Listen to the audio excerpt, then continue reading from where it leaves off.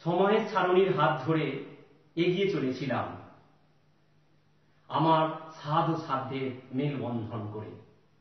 শুরু হওয়া লকডাউন পরিস্থিতি থেকে আজকের এখনো সরকারি প্রাথমিক বিদ্যালয়ে অসংখ্য প্রান্তিক ছাত্রছাত্রীদের সুবিধার্থে ক্লাস করছি। কিন্তু কখন যে 199টা ক্লাস সম্পূর্ণ করে আজ 200তম পর্বে পৌঁছে গেছি নিজেও খেয়াল করিনি। আমার স্নেহের ছাত্রছাত্রীদের জন্য এটুকু করতে পেরেই মানসিকভাবে আমি খুব আনন্দিত হয়েছি। ভবিষ্যতে আমার সন্তান সম ছাত্রছাত্রীদের যে কোনো সমস্যাতে এভাবেই যেন পাশে থাকার আশীর্বাদ দেন ঈশ্বর। আর আপনাদের অসংখ্য জনার শুভেচ্ছার পরশ যেন আজীবন পেয়ে চলে আমার এই শিক্ষক সত্তা।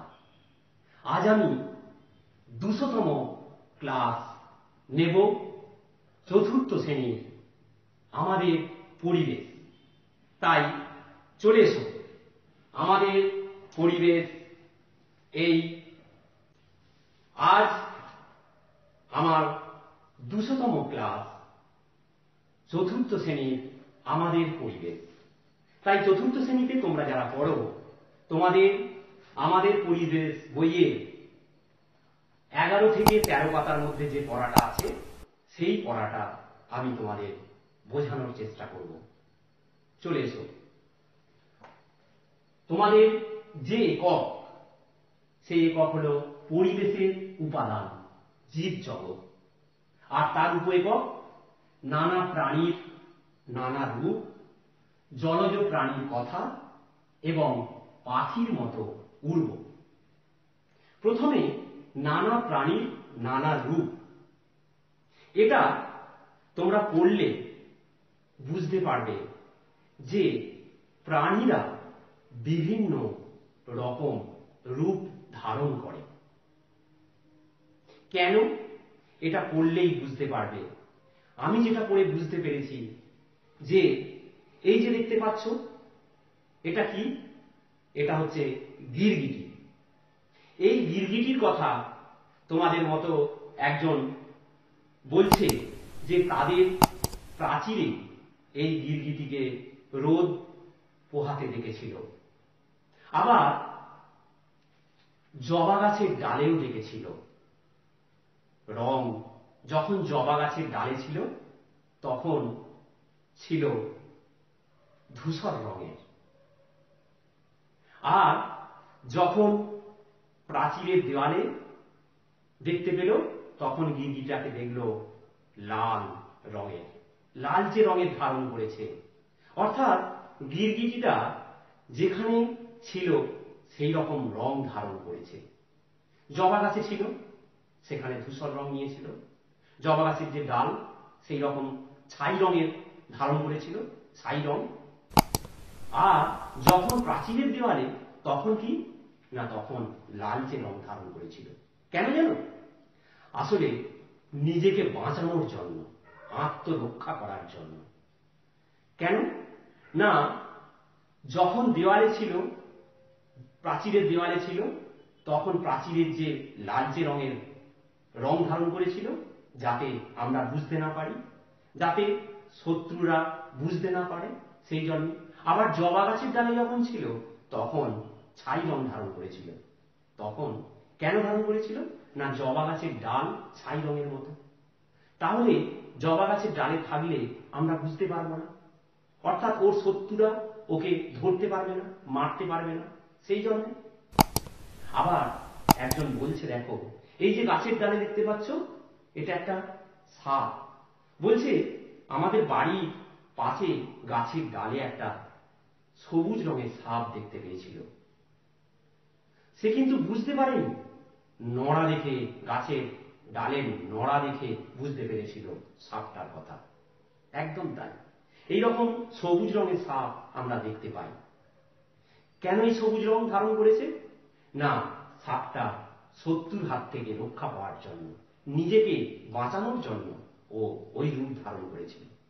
তাহলে দেখো, এই গিরগিটি এবং সাপের মতো আরো কিছু প্রাণী আছে তারা নিজেকে বাঁচানোর জন্য, আত্মরক্ষা করার জন্য, শত্রুর হাত থেকে বাঁচার জন্য, আমাদের হাত থেকে বাঁচার জন্য বিভিন্ন নখ আছে, ধারালো নখ আছে, কারো শিং আছে, কারো আবার শুঁড় বা দাঁত আছে, আবার কারো বিষধর দাঁত আছে। দেখো এখানে, দেখো এই যে প্রাণীটা দেখতে পাচ্ছ সজারু, এর কাঁটা আছে। এই কাঁটা কেন জানো? না, শত্রুর হাত থেকে বাঁচার জন্য, যাতে ওর শত্রু বা আমরা ধরতে না পারি, সেই জন্য ওর গায়ে এইরকম লম্বা লম্বা কাঁটা আছে। যখনই শত্রু ধরতে যাবে তখন কি হবে, ওই কাঁটা বিঁধে দেবে। আবার দেখো এই যে শিং দেখতে পাচ্ছ, শিং কাদের দেখতে পাও? গরু, মহিষ, ছাগল, এদের শিং থাকে। ওই শিং কেন? না, তাড়া করলে, গরুকে যদি আমরা তাড়া করি, ও তখন কি করে, ওর শিং উঁচিয়ে তেড়ে আসে আমাদের দিকে বা শত্রুর দিকে, শত্রু যাতে ভয়ে চলে যায়। তাহলে এই শিং গরু, মহিষের, ছাগলের আত্মরক্ষা সাহায্য করছে। আবার দেখো এই যে হাতির শিং, হাতির দাঁত, এটাও কিন্তু হাতির আত্মরক্ষার জন্য। কেমন? তাহলে এই যে নানা রূপ বা এই যে নানা অঙ্গগুলো আমরা দেখতে পাচ্ছি নিজেকে বাঁচানোর জন্য শত্রুর হাত থেকে। কেমন? আবার বলেছি বিষধর দাঁত, একদম সাপ, বিষধর সাপ যখন কামড়ায় নিজেকে বাঁচানোর জন্য কি করে, বিষধর সাপের যে বিষধর দাঁত থাকে, দাঁতের নিচে বিষ থলি থাকে, সেই বিষ ঢেলে দেয় শত্রুর শরীরে। কেমন? তাহলে এগুলো সবই কিন্তু নিজেকে বাঁচানোর জন্য। আবার পাখিদের কথায় চলে এসো। বিভিন্ন রঙের আমরা পাখি দেখতে পাই, যেমন টিয়া পাখির কথা। টিয়া পাখির রং কেমন? সবুজ রঙের, গাছের পাতার রঙের মতো, নিজেকে বাঁচানোর জন্য। এইরকম টিয়া পাখির মতো আরো কিছু পাখি আছে, দেখবে যে শুকনো পাতা, গাছের পাতা নিচে পড়ে আছে, সেই রকম জঙ্গলের ভেতরে সে হয়তো পোকামাকড় খুঁজছে, কিন্তু আমরা দেখতে পাচ্ছি না তার গায়ের রঙের জন্য। বাঁশ বনে, বাঁশের শুকনো পাতা, সেই পাতার মধ্য দিয়ে মনে করো সে পোকা খুঁজছে, কিন্তু আমরা বুঝতে পারি না, কারণ তার গায়ের রংটা সেই শুকনো পাতার মতো। কেমন? এইরকম পাখিদের। আবার বাঘ, বাঘের গায়ে যে ডোরা কাটা দাগ থাকে, এটাও কিন্তু বাঘের শিকারীর কাছ থেকে আত্মরক্ষার জন্য, শত্রুর কাছ থেকে বাঁচার জন্য, আত্মরক্ষার জন্য বাঘের শরীরে ওই রকম ডোরা কাটা দাগ থাকে। তাহলে তোমরা বুঝতে পারলে এটা নানা রূপ, নানা প্রাণীর যে নানা রূপ, এটা তোমরা ভালো করে পড়বে। আর দেখো এই যে নিচে একটা ছক দিয়েছে কি ধরনের প্রাণী, প্রাণীদের নাম। 1 নম্বর দেখো শিংওয়ালা প্রাণী। শিংওয়ালা প্রাণী কারা? আমি বলে গেছি পড়ার মধ্যে, গরু, মহিষ, ছাগল, এগুলো লিখবে। ধারালো নখওয়ালা প্রাণী, কুকুর, বিড়াল, ওদের দেখবে থাবায়, বা ভল্লুক, এদের থাবায় ধারালো নখ থাকে, শত্রুকে কি করে, ওই নখ দিয়ে চিড়ে দেয়। কেমন? তাহলে ওই নখ, ধারালো নখ শত্রুর হাত থেকে বাঁচার জন্য আছে। আবার গাছপালার রঙের সঙ্গে রং মিলিয়ে চলা প্রাণী, এই যে সবুজ সাপটা। কেমন? আবার বিভিন্ন পাখিও আছে, এগুলোও তোমরা লিখবে এখানে। কেমন? পরের পাতায় চলে এসো। জলজ প্রাণীর কথা 2 নম্বর একক দেখো, জলজ প্রাণীর কথা। এটা তোমরা ভালো করে পড়বে। জলে আমরা কাদের, কোন কোন প্রাণীদের দেখতে পাই, দেখো ছবিতে দিয়েছে। বিভিন্ন প্রকার মাছ আমরা দেখতে পাই। আমরা চিংড়ি, কাঁকড়া, ব্যাঙ, শামুক, ঝিনুক, হাঁসেদের দেখতে পাই। এটা পড়লে তোমরা বুঝতে পারবে যে মাছেরাও নানা রকমের মাছ আমরা দেখতে পাই। আবার তাদের নামও কিন্তু নানা রকমের, যেমন রুই, কাতলা, মৃগেল, শিঙি, মাগুর, কই, ন্যাদোস, এত রকমের মাছ আমরা জানি এবং আমরা খাই, তাই না? আর তোমরা এটাও জানো যে মাছ জলে সাঁতার কাটে, আর এদের সাঁতার কাটার জন্যে ওদের কি থাকে জানো? পাখনা থাকে। ওই পাখনার সাহায্যে ওরা জলে সাঁতার কেটে বেড়ায়। আবার ওদের সারা শরীর শক্ত আঁচে ঢাকা থাকে। আমি ছবি আঁকবো, ছবি এঁকে বোঝাবো তোমাদের যে মাছেদের কত রকমের পাখনা আছে, কেমন সারা শরীরটা শক্ত আঁচে ঢাকা থাকে। এই আঁচ কেন না, শত্রুর হাত থেকে, বাইরের আঘাত থেকে রক্ষা পাওয়ার জন্য ওদের শরীরে আঁচ থাকে। কেমন? আমি একটা মাছ আঁকছি, দেখো।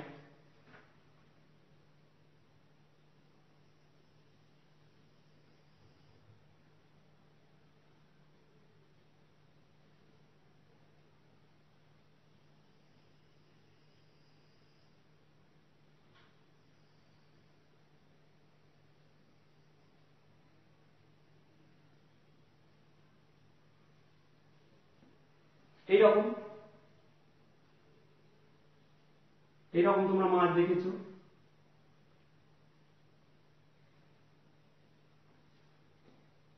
মাছেদের বিভিন্ন পাখনা থাকে।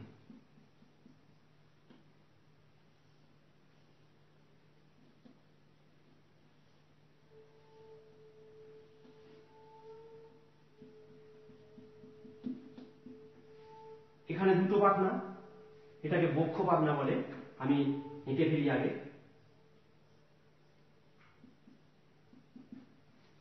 এটা পাখনা, আর এখানটায় একটা পাখনা থাকে।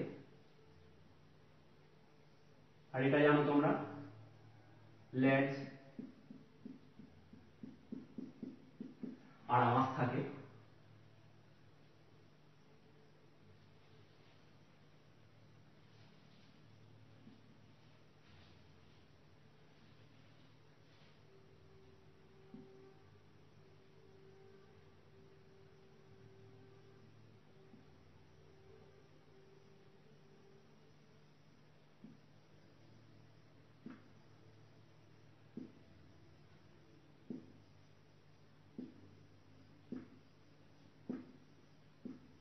আমি একটু তাড়াতাড়ি করে এঁকেছি, কেমন? এই যে আঁশ, শক্ত আঁচে ঢাকা থাকে। এই যে মাছটা, এটা একটা রুই মাছ। দেখো পিঠে একটা পাখনা আছে, এটাকে বলে পৃষ্ঠ পাখনা। পৃষ্ঠ পাখনা। বুক, এটা মাছের দুটো পাখনা দেখতে পাচ্ছ, এক জোড়া এখানে, তাহলে এটাকে বলে বক্ষ পাখনা। এই দুটো আছে, এই দুটোকে বলে শ্রোণী পাখনা।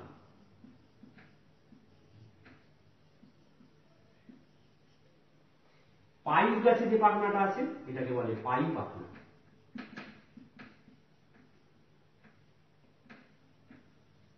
আর এটাকে লেজ বা পুচ্ছ পাখনা।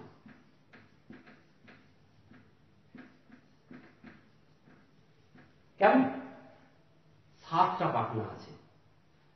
জোর পাখনা দুটো আছে, বক্ষ পাখনা দুটো, দুটো 4টে, পৃষ্ঠ পাখনা বিজোড় পাখনা 1টা 2টো, আর এখানে একটা, 3টে।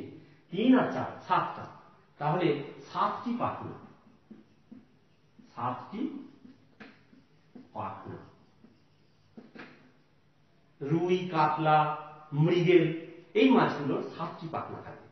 এই পাখনার সাহায্যে এরা জলে সাঁতার কাটে। কেমন? এবার তোমরা আরো উঁচু ক্লাসে যখন উঠবে, তখন কোন পাখনা কি কাজ করে সেটাও তোমরা পরে জানবে। এখন এতটুকুই জানো। আর এই যে দেখছো সারা শরীরে শক্ত আঁশ আছে, এই আঁশটা বাইরের আঘাত থেকে রক্ষা করে, জলের ঘর্ষণ থেকে রক্ষা করে, কোন শত্রু বা ঠান্ডা গরম এগুলোকে নিয়ন্ত্রণ করে এই পাখনাগুলো। কেমন? এই এবার দেখো, রুই মাছের কথা বললাম, আবার শিঙি মাছ, মাগুর মাছ, এই যে মাছগুলো, এই মাছগুলোর কাঁটা থাকে। এই কাঁটার ভয়ে কি শত্রুরা কি হচ্ছে, কই মাছ, শিং মাছ, মাগুর মাছ ধরতে যায় না। আমরা ভয় পাই, কারণ ওদের ওই কাঁটা বিঁধে দেয়। শত্রুকে বিঁধে দিলেই যন্ত্রণায় ছটফট করবে, সেই ভয়ে শিং মাছ, মাগুর মাছ এগুলোকে আমরা ধরতে যাই না। কই মাছেরও দেখবে পিঠে কাঁটা থাকে, সেই কাঁটা কি করে, ফুলিয়ে থাকে। ধরতে গেলেই দেখবে সে সেগুলোকে কি করে, বেঁধার চেষ্টা করে, তাহলে আত্মরক্ষার জন্য। কেমন? আবার দেখো, এই যে জলজ একটা প্রাণী, এটা কি কাঁকড়া। এই কাঁকড়ার দেখো শক্ত খোলক থাকে, আর এই যে দাঁড়া দেখতে পাচ্ছ, এই দাঁড়াগুলো কি হচ্ছে, খাঁজ কাটা করাতের মতো। ধরতে গেলেই দেখবে ওই দাঁড়া দিয়ে কি করে, কামড়ে দেয়, ধারালো যে করাতের মতো ওগুলো দিয়ে কাটতে থাকে। আর এদের যে মাংসল শরীরটা, যেমন শামুক, ঝিনুক, এদের যেমন মাংসল শরীর, শক্ত খোলকে ঢাকা থাকে, কাঁকড়ার হচ্ছে শক্ত খোলকে ঢাকা থাকে। এবার দেখো, এই যে চিংড়ি, চিংড়ি কি হচ্ছে, এর মাংসল অংশটা খোলসে ঢাকা থাকে। তাহলে এই যে খোলস বা খোলক, শামুকের খোলক, এগুলো কি বাইরের আঘাত থেকে রক্ষা করে, ওই যে নরম শরীরটাকে বাঁচানোর জন্য ওই শক্ত খোলকটা রক্ষা করে। কেমন? চিংড়ি। এবার দেখো, এখানে দেখো এই যে শামুক, ঝিনুক, এইগুলো দেখো শক্ত খোলক থাকে। আর এই যে মাংসল শরীরটা দেখো বের করেছে, মাংসল পা, এর সাহায্যে কি করে, ওরা জলের নিচে মাটির যে কর্দমাক্ত মাটি, সেখান দিয়ে বেয়ে বেয়ে যেতে পারে। বা যদি স্থলভাগে আমরা এদেরকে নিয়ে আসি, ওরা কি করে, এই মাংসল পায়ের সাহায্যে বের করে ওরা এগিয়ে যায়, সরে সরে যায়। কেমন? আবার দেখো, এই যে ছবিটা দেখতে পাচ্ছি, এটা একটা হাঁস। এই হাঁস জলে থাকতেই ভালোবাসে। হাঁস কিন্তু একটা পাখি, মনে রেখো তোমরা। এর কি হচ্ছে, পায়ের দিকে লক্ষ্য করো, এদের পায়ের আঙুলগুলো, হাঁসের পায়ের আঙুলগুলোর দিকে যদি লক্ষ্য করো, দেখবে এই যে আঙুল, এই আঙুলের দেখবে এইগুলো সব কি হচ্ছে, চামড়া দিয়ে জোড়া থাকে। এই পায়ের সাহায্যে, এই যে চামড়া দিয়ে জোড়া যে আঙুল, এই যে পাটা জলে সাঁতার কাটতে সাহায্য করে। এই পাকে কি বলে জানো, লিপ্ত পদ। কি বললাম? লিপ্ত পদ। লিপ্ত পদ। এবার দেখো তো, এই হাঁসের মতো আর কার আমরা দেখতে পাই, এই দেখো ব্যাঙ। ব্যাঙের পাগুলো দেখো যে ওই হাঁসের পায়ের মতো, আঙুলগুলো চামড়া দিয়ে জোড়া থাকে, অর্থাৎ লিপ্ত পদ। যদি তোমাদেরকে তাহলে প্রশ্ন করা হয় যে লিপ্ত পদ আমরা কাদের দেখতে পাই, তোমরা উত্তর দেবে হাঁস, তোমরা উত্তর দেবে ব্যাঙ, এদের পা লিপ্ত পদ। কেমন? এগুলো তাহলে ভালো করে পড়বে। এবার দেখো, এই যে ছকটা দেওয়া আছে, প্রাণীর নাম, অঙ্গের নাম, তাদের কাজ। চিংড়ি, চিংড়ি কি থাকে, খোলস থাকে। চিংড়ি কি হচ্ছে, সুঁড় থাকে, পা থাকে, এগুলো লিখবে। তাদের কাজ কি না, তাদের কাজ হচ্ছে বাইরের আঘাত থেকে রক্ষা করা। শামুক, শক্ত খোলক, আর কি হচ্ছে, মাংসল পা। শক্ত খোলক কি করে, বাইরের আঘাত থেকে রক্ষা করে, আর মাংসল পা চলতে সাহায্য করে। কাঁকড়া, শক্ত খোলক, আর কি হচ্ছে, দাঁড়া। শক্ত খোলক বাইরের আঘাত থেকে রক্ষা করে, আর দাঁড়া কি করে, শত্রুর হাত থেকে রক্ষা করে। কেমন? তারপরে আছে রুই মাছ। রুই মাছের কি না, পাখনা, আঁশ, এগুলো অঙ্গের নাম লিখবে। পাখনা কি করে, সাঁতার কাটতে সাহায্য করে, আঁশ বাইরের আঘাত থেকে রক্ষা করে। এইভাবে এটা লিখে ফেলবে তোমরা। এবার চলে এসো পরের পাতায়। পাখিদের মতো উড়বো, এই যে উপদ্রবটা 3 নম্বর উপদ্রব, পাখিদের মতো উড়বো, এটা পড়বে তোমরা। এখানে একজন বলছে রন্তু, সে রোজ কি করে, সন্ধ্যাবেলায় পাখিরা যে তাদের বাসায় ফেরে, এটা সে লক্ষ্য করে। আর তার খুব ইচ্ছা যে পাখির মতো উড়তে, পাখির মতো সে ডানা মেলে উড়ে যেতে চায়। তাই সে কি করে, হাতগুলোকে বাড়িয়ে উড়ে যাওয়ার চেষ্টা করে। তোমরাও এই রন্তুর মতো ছোট্ট ছোট্ট ছোট্ট, তোমাদের ইচ্ছা হয়তো করে যে পাখির মতো উড়ে যায়, কিন্তু না, তুমি বা ওই রন্তু, আমরা ইচ্ছা করলে পাখির মতো উড়ে যেতে পারবো না। কেন বলতো? পাখিদের মতো আমাদের তো ডানা নেই, আমাদের তো পালক নেই, আছে কি? আর আমাদের শরীর তো ভারী, তোমার শরীর আমার শরীর এগুলো ভারী, তাহলে ভারী শরীর তো উঠতে পারবে না। পাখিদের শরীর হালকা। কেন হালকা না, দেখো, আমরা পাখিরা কি হচ্ছে, ফুসফুসের সাহায্যে শ্বাসকার্য চালায়। তোমরা জেনেছো এর আগে, আমরা প্রস্রাবের সাহায্যে অক্সিজেন গ্রহণ করি, আর শরীরের মধ্যে যে দূষিত গ্যাস উৎপন্ন হয়, কার্বন ডাই অক্সাইড, সেটা ফুসফুসের মাধ্যমে আমরা ত্যাগ করি। তাহলে আমরা ফুসফুসের সাহায্যে শ্বাসকার্য চালাই, পাখিরাও তাই। কিন্তু পাখিদের শরীর হালকা কেন? না, ওদের ফুসফুসের পাশে, মনে করো ওদের যদি ফুসফুস এরকম যদি ভাবো, এইখান থেকে কি হচ্ছে, বায়ুথলি থাকে এইরকম। কি থাকে? এরকম বায়ুথলি। এই যে পায়রা ছবি দেখতে পাচ্ছ, পায়রা 9টা বায়ুথলি থাকে। এই বায়ুথলিতে কি করে ওরা? অনেকটা পরিমাণে বাতাস ভরে নেয়, ভরে নিয়ে ওরা কি করে? আকাশে উড়ে বেড়ায়, অনেকক্ষণ ধরে উড়ে যেতে পারে, কোনো ক্লান্ত হয় না, শরীরটা হালকা হয়ে যায় এবং বাতাস ভরা থাকে। কেমন? এইগুলোকে বলে বায়ুথলি। কি বললাম? বায়ুথলি। এই পাখিদের থাকে, পায়রা বা এই যে পাখিগুলো দেখতে পাচ্ছ এদের থাকে। কেমন? তাহলে এই বায়ুথলির সাহায্যে বাতাস ভরে নেয় এবং আকাশে অনেক দীর্ঘক্ষণ উড়তে পারে, কোনো ক্লান্ত হয় না। এবার চলে এসো, এখানে বিভিন্ন পাখি দিয়েছে, দেখো ছবি। এই ছবি দেখে নিচের এইগুলো তোমাদেরকে পূরণ করতে হবে। চড়াই পাখি, ডানার রং দেখো কেমন, চড়াই, এই যে এটা লিখবে তোমরা। তারপরে কি বলেছে? ঠোঁট লম্বা না ছোট, সরু না মোটা, দেখো ছোট, সরু। এইভাবে তোমরা এগুলো পড়ে ফেলতে পারবে। ধনেশ পাখি দেখো, রংটা লিখবে, আর ধনেশ পাখির ঠোঁটটা দেখো লম্বা। আবার দেখো টুনটুনি, তার রংটা লিখবে এখানে, আর তার কি হচ্ছে, ঠোঁটটা কেমন, ছোট্ট, সরু। কি খায় এরা? না, এরা কি হয়? খায় না, পোকামাকড় খায়, দানা শস্য খায়। কেউ পোকামাকড় খায়, কেউ দানা শস্য খায়। পাখি তোমরা তো দেখেছো, লক্ষ্য করেছো কেমন? এইভাবে পেঁচা কি? গায়ের রং কালো, সাদা, ধূসর, এরকম রঙের হয়। কেমন? এবার এদের ঠোঁটটা দেখো, ছোট্ট, সরু। আর এরা কি খায়? ইঁদুর খায়, সাপ খায়, এগুলো। কাঠঠোকরা পাখি দেখো, এই যে কাঠঠোকরা পাখির ছবি লিখবে এখানে। এর ঠোঁটটা দেখো লম্বা, এ কি খায়? পোকামাকড় খায়। এইভাবে তোমরা এই ছকটা পূরণ করে ফেলবে। কেমন? খুব সুন্দর একটা পড়া তোমাদের আজকে। আমাদের পরিবেশের উপাদান, যে জীবজগৎ, এটা তোমরা ভালো করে পড়বে। আর যে কাজগুলো দিলাম সেগুলো তোমরা করে আমাদের বিদ্যালয়ের হোয়াটসঅ্যাপ গ্রুপে পাঠিয়ে দেবে, আমি দেখে নেব। কেমন? তাহলে আজকে আমার জীবনের অনলাইন ক্লাসের 200তম ক্লাস আমি শেষ করছি। এই 200তম ক্লাস আমার জীবনে স্মরণীয় হয়ে থাকবে। তোমাদের উৎসাহ উদ্দীপনায় আমি এই ক্লাস এগিয়ে নিয়ে যাচ্ছি।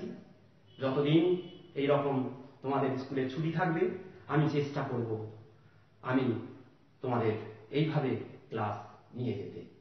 তাহলে তোমাদের ক্লাস এখানেই শেষ করছি। তোমরা সবাই খুব ভালো থেকো, সুস্থ থেকো, সাবধানে থেকো, আর বাবা মার কথা অবশ্যই মেনে চলো। কেমন?